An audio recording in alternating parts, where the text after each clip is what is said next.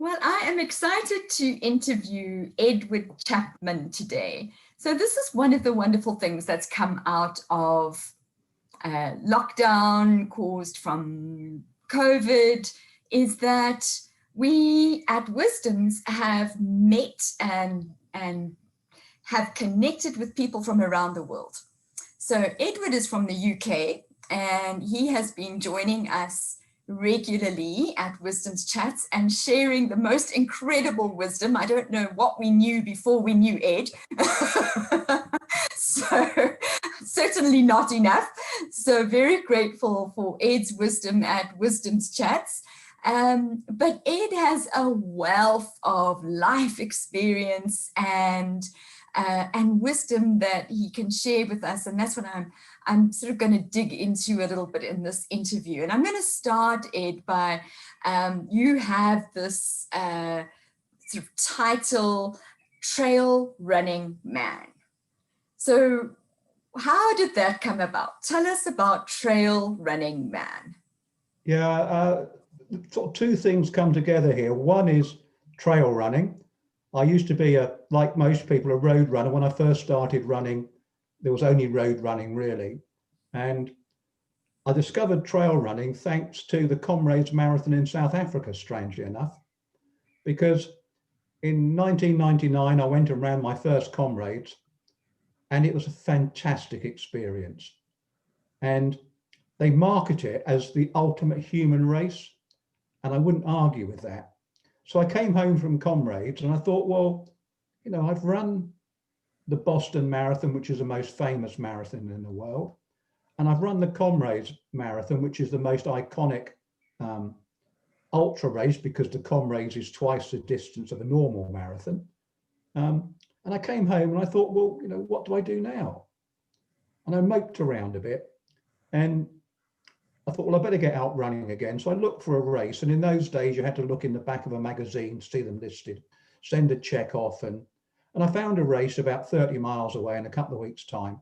So I entered that. And when I arrived there, it was pouring with rain, it was windy, and it was an off-road race, a hilly off-road race. And all I had was my road shoes. So I slipped and slithered around, and there were no spectators. You know, Comrades got thousands and thousands of spectators. There were only about 150 people in this race. Comrades has got 20,000. And I loved every moment of it. And I suddenly realized there was life after Comrades. And that's when I started being a trail runner. And then I got out into the countryside and I ran on the coastal path. I ran across moors.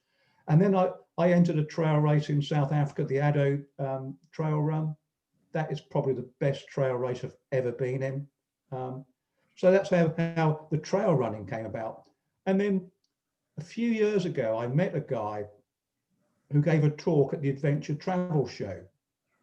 And he had been a graphic designer, a guy called Dave Cornthwaite.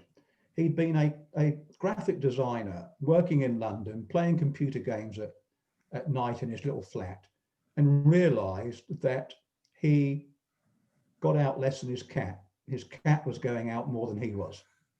Less than his cat. So he gave up his job and skateboarded across Australia.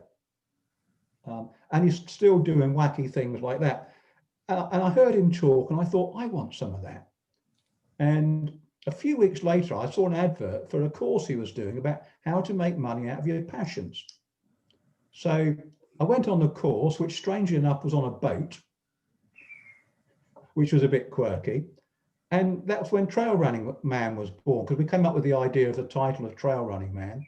And Trail Running Man's all about just enjoying trail running, getting out in nature, taking on big challenges, kind of getting stuff for free because I'm known in the running world and people sort of invite me to do stuff. And yeah, so that was how Trail Running Man was born, from that sort of combination of slipping and sliding in the mud and meeting this guy, Dave Cornthwaite. I think it's fantastic, Edward, because, you know, many people, when you ask them, so what is your passion? Or if you follow your passion, you'll never work a day in your life. And people say, well, I don't know what my passion is. And I think your story is so encouraging because it's a process of discovery, isn't it? And that discovery is one little thing and you try it out, and then another little thing and you try it out. And then when you try it out, you have it, oh, I absolutely love this. And you don't know until you actually done it. So and then to say, okay, I have actually found what I love and what is my passion. Now, what do I do about it? Well, how do I actually capitalize on this and maximize, make my life meaningful around it? And so I think it's that it really is helpful, I think, for people just to say, okay, it's not that difficult. I just need to put myself out there a little bit. And I think it's also the antenna, isn't it? You say, oh, I saw an advert here or some, and it's that little antenna that's out that says, what am I looking for? And you spot it. So yeah, I think you've got to be alert to possibilities. And Dave's got a group of people who, it's a Facebook group, it's a community. It's called Say Yes More. And it's all about saying yes more. So, for example, when I was invited to do that run in South Africa, I met the people at the Two Oceans Expo. So South Africa has a big impact on me. They said, oh, come and do our race in the Addo Elephant Park. Well, I didn't know anything. And the arrangements were get to the airport at Port Elizabeth and someone will pick you up. That was the whole arrangements. And I just said yes, because I thought, well, running through an elephant park, who gets a chance to do that? Yeah, I love that. That's the phrase, isn't it? Alert to possibilities. That is exactly what it is. But Edward, explain to us a little bit, because one of the things, you don't just run a trail. You're sort of underselling it a bit there, because you're the only person in the world to have your green number for the Kalahari Agrabis ultra, I don't even know. Extreme marathon. The Kalahari Agrabis extreme marathon. Extreme marathon. I knew it wasn't ultra. Extreme marathon. Now, explain to us what that is. Describe what an extreme marathon is. And you haven't just done the Kalahari Agrabis one. You've done one around the world. So just give us a description of what those actually are. Well, the extreme is just marketing, really, because there are lots of different events that could be called extreme. But the Kalahari one is a format that's based on a very famous race in the Sahara Desert called the Marathon des Sables. And basically you do 7 marathons in 6 days, because you get a rest day in the middle, carrying all your own food and equipment. All the organizers supply is water and some shelter at night. You do a fixed distance each time. Now, I got sucked into doing the Kalahari by the people that organized the Addo Trail Run, because they said, oh, come and do our race in the Kalahari. I had done the Marathon des Sables, and that it was great, it was fantastic, but it didn't really capture my imagination. So I went to the Kalahari, and it was the most beautifully stunning place I've ever been to. It was also the sternest test. I almost didn't finish on day one. And I really learned, and I consider myself to be fit and strong and tough, but that almost defeated me. But I loved it. And I loved it so much that I went back the following year just to make sure I still did actually remember what it was like. And I think the difference between the Sahara one and the Kalahari one, it's the people, because in the Sahara, you've got 1,000 people taking part, really well organized, but you don't really meet anyone. In the Kalahari, there's less than 100 people, and you meet everyone. And then you get up close to nature, because with 100 people spread out over a big area, you can spend lots of time on your own. And sometimes I just sit down and look around and can hear nothing. So yeah, so multi-day races are all about managing your body, because you can't go out guns blazing on day one, because you've got day two, you've got day three, you've got day four. And that's what I like. It's about managing. You've got to manage your mood, you've got to manage your food, you've got to manage your water, because if you get dehydrated, you're never going to come back from that. And it's just managing all those aspects. But the thing I like the most is it's about the mind. You know, I finish not because I'm fitter than anyone else, not because I'm younger than anyone else, because I'm not because I'm better trained, but because I've got a strong mind and I know lots of mental tricks and I just never give up. Yeah, so yeah, I love that. And that led me on to meeting so many wonderful people, most of them South Africans, but you know, people from all over the world. I can go and I can go to New Zealand and have a place to stay. I can go to America, have a place to stay. I would probably not be allowed to go into a hotel in South Africa because everyone would say, come and stay with me. And that led me into a whole different world. And then I went and did a race in Spain, the Al Andalus Ultimate Trail, which is in Andalusia. They the Kalahari is in November, so it's not the hottest part of the year, but it's still hot. In Spain, they hold it in July, which is the hottest part of the year. So the temperatures are very similar to the Kalahari. And that's a tough race, but that's a different one because, again, it's small. It's over 6 days. In theory, it's self-sufficient. But because you're staying near villages, you can pop into the village and get a beer and a pizza. So again, that's another lovely one. And then I went on one to the Arctic, which was a total disaster because I'm not really suited to the cold. So I'm never going back there again. And I was really fortunate to go to Bhutan, which is the least visited country in the world. And there it was a totally supported race. All your food was provided because they wanted to employ local people to provide the food. So it gave back to the economy.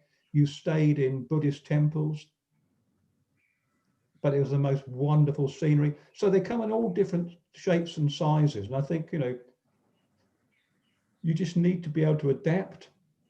You need to be able to really cope with some very tough times because you go to some very, very dark places. Because when you're tired and you're hungry and you're miserable, whether you're cold or whether you're hot, you're still miserable. It's exactly the same. Whether you're in mud or in sand, it's still hard to get through, so it's the same. You go through some very dark places and you've got to find some way of getting out of those dark places. Otherwise, it just consumes you.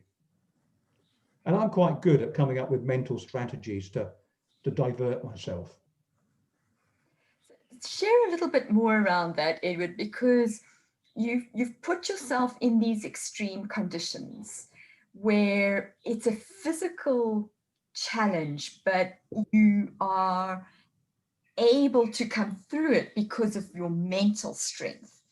And I think, given where our world is at the moment and what it's come through, many people are finding themselves in a dark place, certainly emotionally and mentally, and the push through, you know, it's like, okay, we came through this, so we were doing okay, it was tough, and now it just feels like it's not ending. And I think that's where your experience in these multi-day processes is that there's this energy that you've got to keep in storage for still to come, no matter how difficult it is at this moment in time. So share with us some of those mental strategies or one or two ideas that could help people through these dark places. Yeah, I think the one thing is to think that it will always end. There is always an end, no matter what you're doing. So you know, if you run a half marathon, you get to the end of the half marathon, and you think, well, I couldn't do any more than that. And then you run a marathon, and you finish the marathon, you think, oh, I couldn't do any more than that. Then you run Comrade, which is 56 miles. You think, well, I couldn't do any more than that. Then you go and run 100 miles. You think, I couldn't do any more than that. because you put the effort in to how long you think it's going to be. So I think with something like the COVID situation, we don't really know how long it's going to be. So the effort we've got to put in has got to be quite low. So we've still got enough to keep going. So, for example, in the Kalahari, you very often find you get some army types come in there. They might have been in special forces or whatever. They're used to doing short stuff hard. And they'll go in there and they'll go up full guns blazing first day. You can't do that in the heat. And they suddenly learn that actually it's not about maximum effort. It's about always keeping something in the tank. And if you don't know when it's going to finish, you need to keep more in the tank so that each day you wake up refreshed. And I think it's the same now with the COVID situation.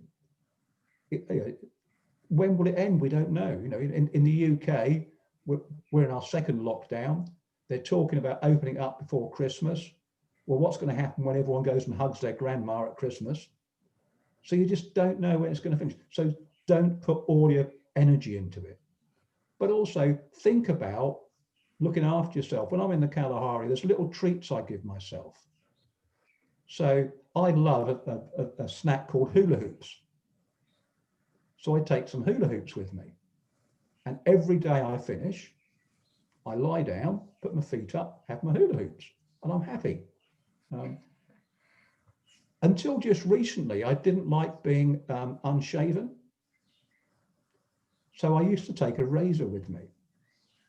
Now, most people would say, don't take anything you don't need. But I needed that because it made me feel good. So give yourself little treats. And I think sometimes you need to have mental tricks to distract yourself. So I was trudging along a dry riverbed.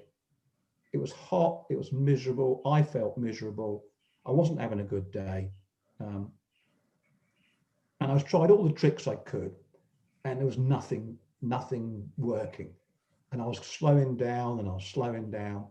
And I suddenly remembered that a couple of days beforehand, someone had told me that you should never eat a polar bear's liver because they're highly poisonous. And I thought, well, aren't I lucky?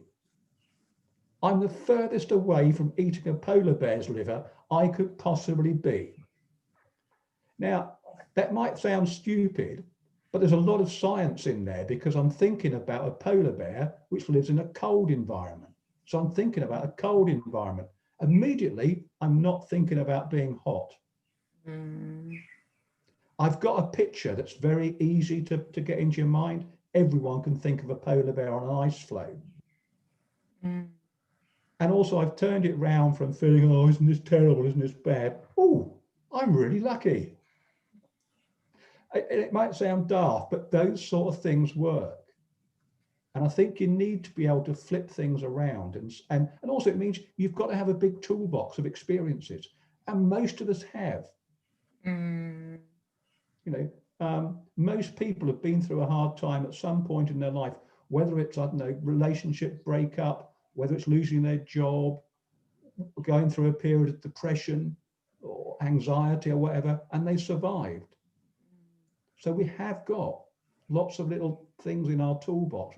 Oh yeah, actually, I thought that was the worst thing going at the time, but I survived it.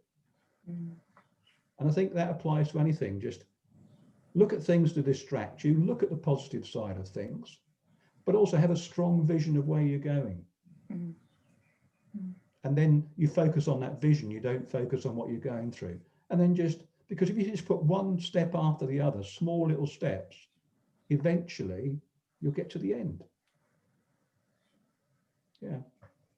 Thank you, Edward. I love the polar bear liver story because it's because it's using our brain, isn't it? Just using the resources that we have. We don't actually have to be a rocket scientist, and we don't have to be, you don't have to be an expert to be able to to find something that just takes your mind in, puts your mind into a different place. You have, you know, and you even said it when we've got experiences. So it actually is within all of our power to find these little things that will be the, I think of them as you describing it, kind of little, I know you said one step at a time, but it was almost like a little hook, like something on this hook, and that's going to pull me along this further, and this hook, and it's going to pull me along. And that, so just a little bit of imagination and a little bit of flipping our mind. And yeah. I think the other thing is also just be aware of what's going on, because I think sometimes we miss all the joy there is because we're not looking. I mean, you know, in the Kalahari, sometimes you look up and there's a massive big view you can see forever, and you realize how unimportant we are, and it's beautiful. But then if you look at the ground, you'll see in a huge area of sand, a little flower has come. And you look at this really delicate, beautiful little flower. And you could quite easily miss that if you're just trudging along. And it's the same in life, isn't it? You know, at the moment during COVID, it's easy to focus on the negatives, but there are some huge positives, like you and I talking today. I've learned things. I mean, Friday, I had a online tightrope walking lesson. When would that ever happen? No, you know, you can't imagine it's a thing. It was really interesting. It's going to be the subject of what I'm going to say tomorrow on Wisdom's Chats. Oh, lovely. Oh, I think it is. But the thing is, you know, if we get too involved in just trying to grind stuff out, we miss those beautiful little flowers. Or it could just be a little tiny conversation with someone. Very often in the Kalahari, a member of the crew has said something and it's really lifted me up. Or another runner's come past and said something, or I've gone past them and said something to them. And little tiny things that make a big difference. I think that's why we should always try and be positive in our language to people. I think what you're also saying, Edward, is, you know, when you say leave something in the tank, that we underestimate what can fill our tank. We keep thinking it needs to be some big, enormous thing that's going to be life-changing, and then my tank will be filled. But actually, it's the small little things. It's the encouraging word. It's the fun conversation. It could just be a smile across your mask. You know, there's these things actually fill us in unexpected ways. But now, Edward, one of the things you know, you talk about the flower, you talk about the view. One of the, whether it's a consequence of your trail running or whether it was part of you from the beginning, is this passion for the environment. And you know, this, it's something that is ingrained in you, and that is something that you wanting to share as a message, is the value and the importance of the environment because it's under threat. So what is a message? What is something, what is a clear word, I don't know, message, communication that you want to say that would encapsulate the essence of what is important to you about the environment? I think the key thing I'd like people to think about is that we need the environment more than the environment needs us. And it won't be there for much longer. You know, the amount of wilderness that's been destroyed in my lifetime is huge. And although nature's incredibly resilient, we are at the edge of wiping it out. And we are that close that if we don't act now, it'll be too late. And we depend on it. You know, all the vaccines for COVID, they initially get tested for safety, not for whether they work or not, just for safety, on the blood of a horseshoe crab.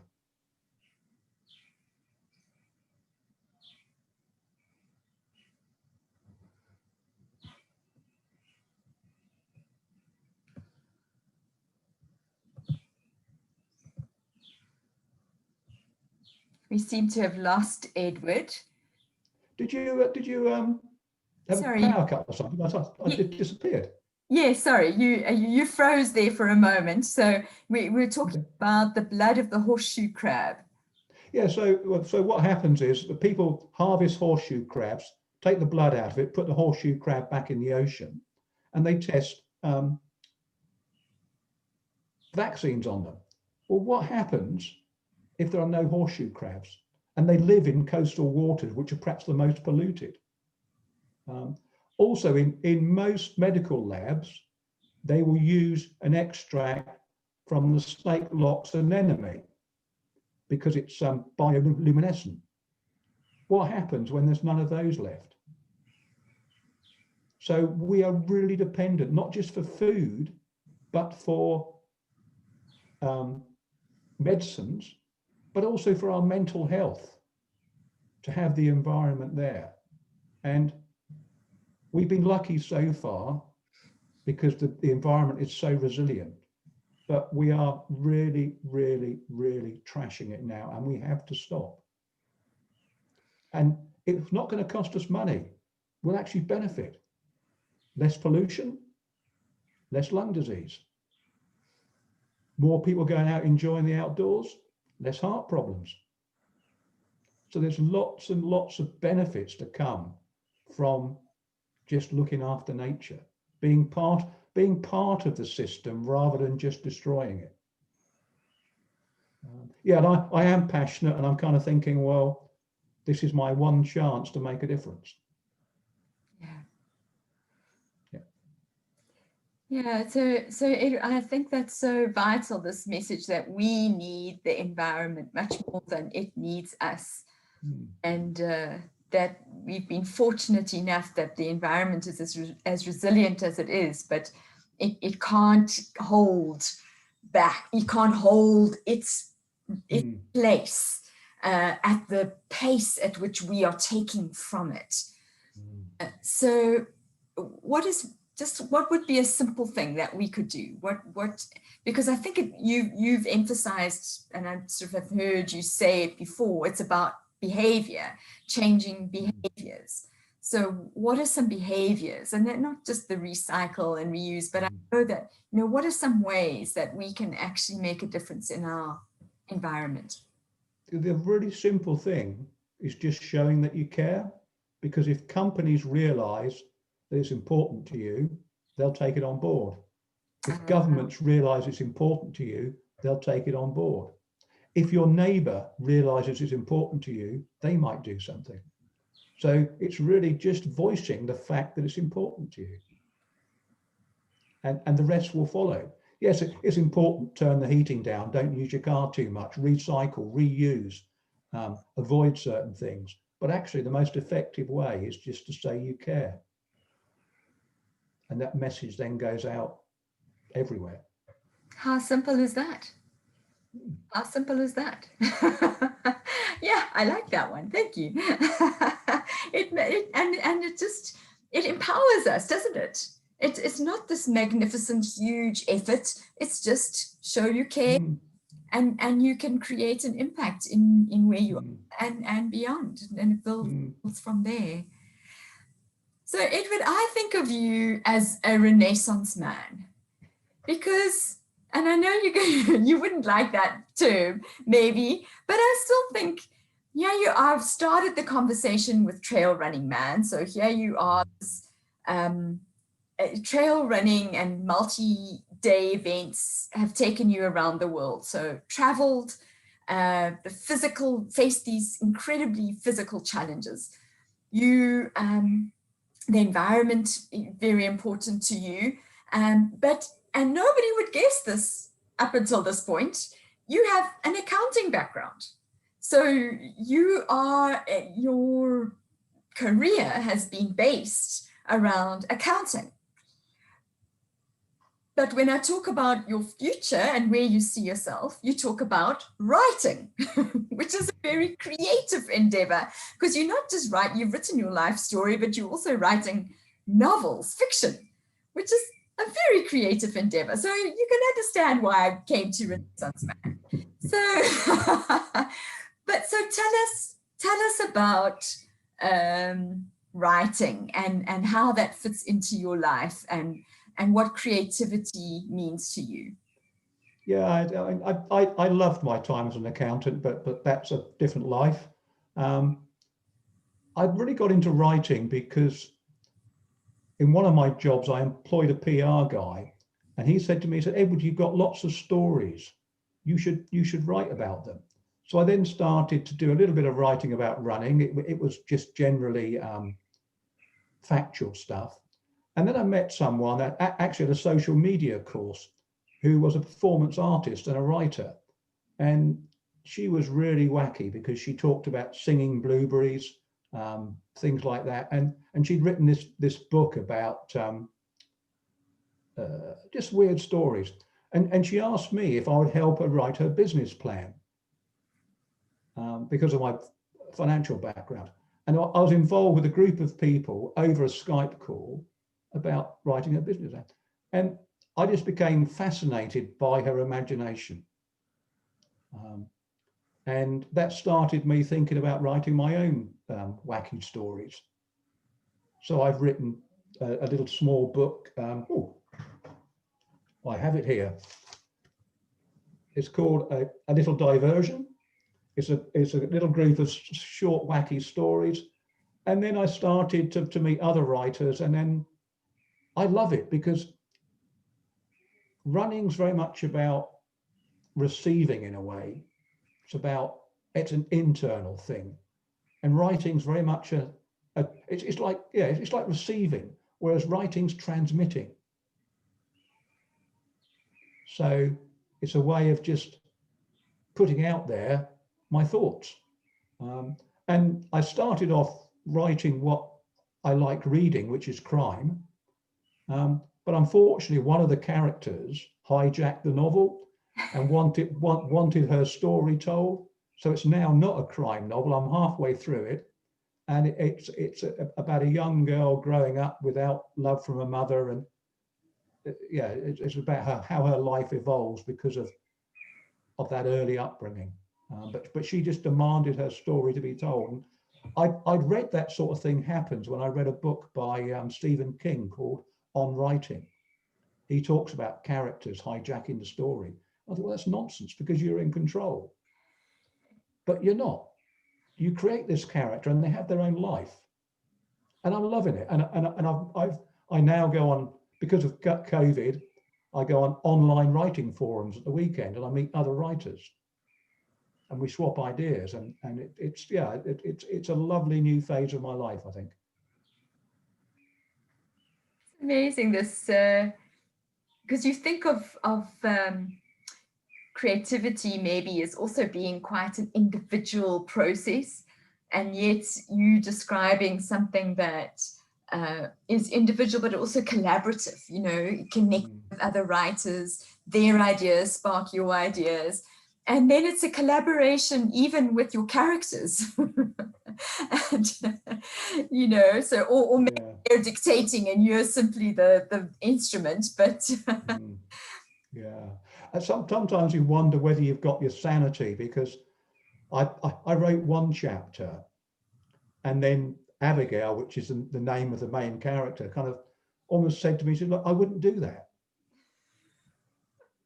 So I had to scrap that chapter and rewrite it. You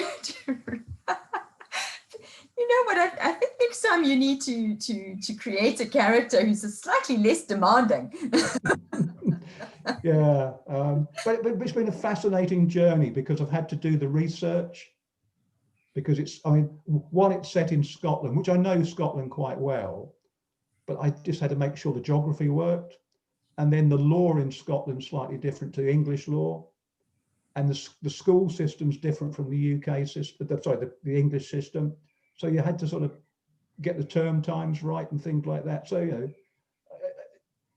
that part is almost like the old days of the accountancy, the detail bit. Yes.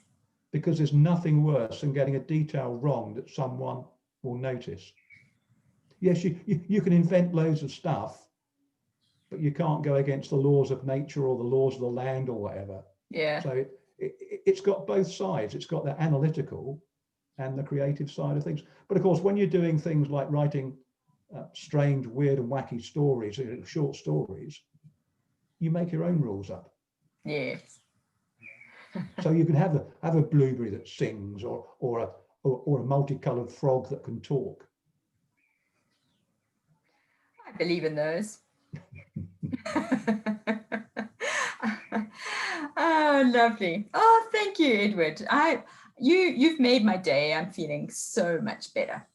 Because I was also started this conversation feeling not before the conversations, feeling like, oh, it's the end of the year. It's so long. All the things that, so when I was talking about people in a dark place, it's actually talking about myself. So I'm feeling so much better. Yeah, but also think about it. We tend to focus on the negative, don't we? Well, oh, we got all the winter to come. I mean, you're lucky you've got summer coming where you are. We've got winter coming. But we forget about all the good stuff, that's going to be coming up. Mugs of hot chocolate by the fire and walks on brisk days and things like that. We always tend to focus on the negative.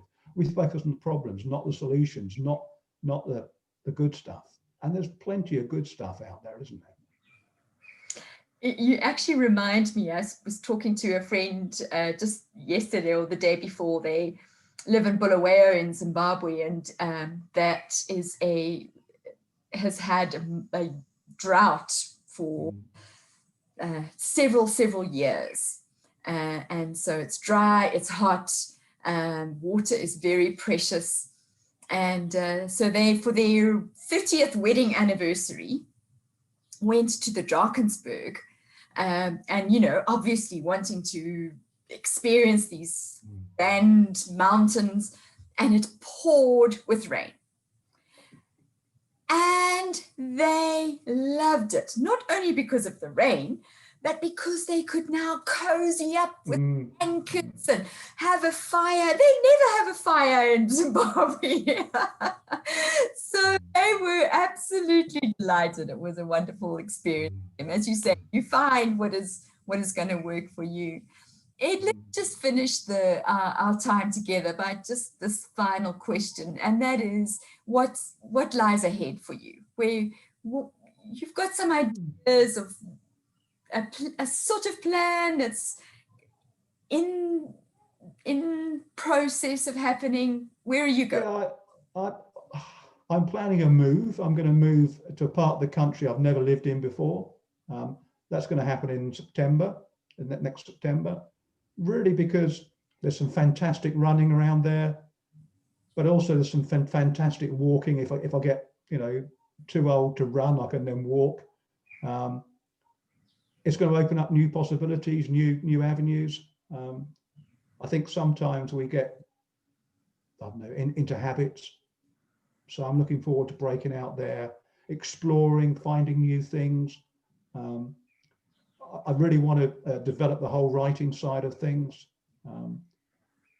Something else might come up, I don't know, but yeah, so I think the move is going to be, because I feel as though I've lived in Cornwall now for about 20 years. I kind of feel I've come to the end of that little chapter. Want to open a new chapter up, and I think there's going to be some exciting possibilities open up. I might even learn to paint. A friend of mine, she's excellent at teaching people how to paint and draw. She's doing it all online now, so it doesn't matter if I move away, I can still do it online. I quite like the idea of being able to sort of paint and perhaps go out on a run and come back and paint what I've seen. Renaissance man, what can I say? Edward, I think again, it just gives us that there's always something new, right? So you never have to settle with this is my life, but there's a new chapter opening, and the reason you're moving is to create that newness and the possibilities that come from that. And I think that's another lesson for us to look for those something that's new, and that is going to be uncomfortable because it's unknown. But it's in that very tension that you find the possibilities and the excitement, the energy that revives is also in that newness. Yeah, and I don't think you have to physically move to get that change. I think I do in this instance, but I think you can, yeah, and you just need to look out for those differences. And yes, you're right. It is a challenge, but through those challenges, you find new things. Yes. Yeah. So I'm really looking forward to that. It's been an absolute pleasure chatting to you, hearing your wisdom. Thank you for sharing with us, Edward. And I look forward to reading your books, to watching the space, to seeing your art. So all of these things are going to, and one day, hopefully you come into South Africa, and you're absolutely right, you will not stay in a hotel. There's enough people, and I'm now one of them. Yeah. Thank you for the opportunity to talk. And yes, I'm desperate to come back to South Africa because I love the place. It's got such a wonderful positive energy to it. Lovely. Thanks, Edward. Thanks.